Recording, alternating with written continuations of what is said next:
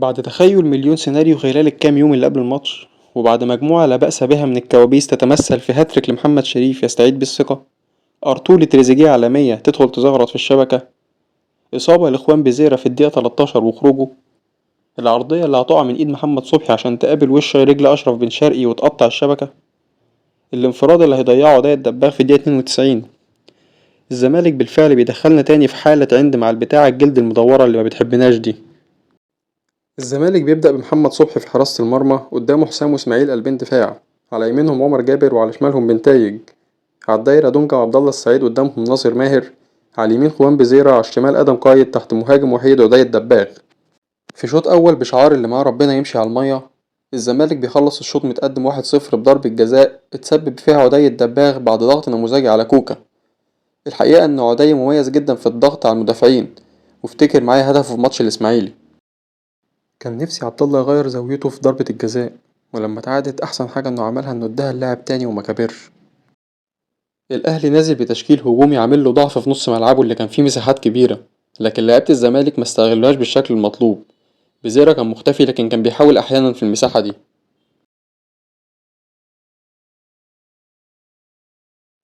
التشكيل الهجومي ده فعلا كان عامل مشاكل للزمالك، خصوصا في الحتة اللي بين عمر جابر ونص الملعب، اللي كان دايما بن رمضان بيستلم فيها الكورة ويلف ومحدش بيكلمه، بيجري بالكورة وبرضه محدش بيكلمه، بيسند على بن شرقي وتريزيجيه اللي بيعملوا زيادة على عمر جابر وبرضه محدش بيكلمهم.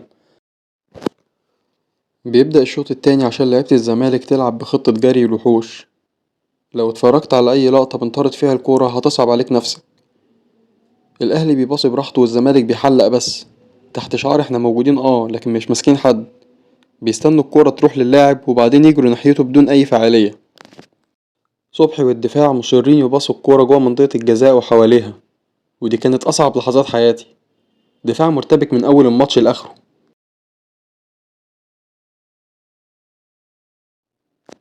آدم انت ازاي بطيء كده؟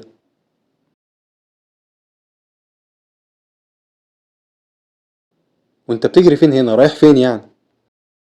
انا مش فاهم ايه ضربة المرمى الغريبة القصيرة اللي احنا بنلعبها دي، بنزنق نفسنا وفي الآخر بنقوم مشتتينها قدام برضه. ناصر ماهر بيمارس هوايته في رفع ضغطي وضغط معظم جماهير الزمالك. يا جماعة هو مفيش حد من اللي واقفين على الخط شايف انه المفروض يتكلم مع ناصر؟ لأن لعبه مش مفيد للفريق، بالعكس ساعات كتير بيورطنا. الناس اللي واقفة على الخط دي بتعمل ايه؟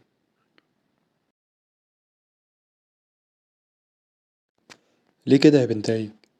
ليه السرحان والبطء والكسل ده؟ غلطة معملهاش ناشئ.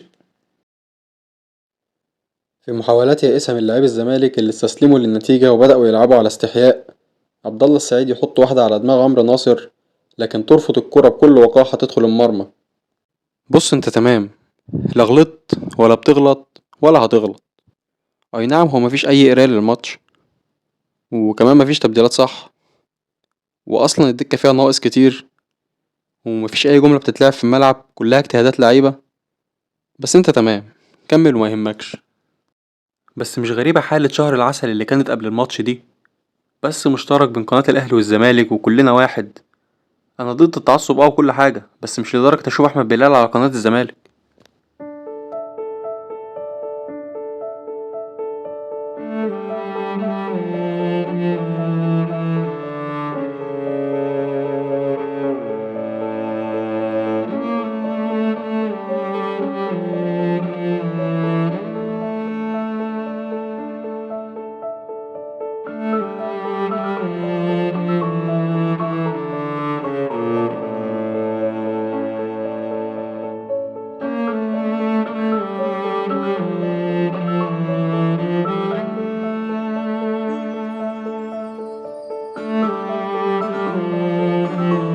لعيبة الزمالك، انتوا مطلوب منكم اعتذار للجمهور.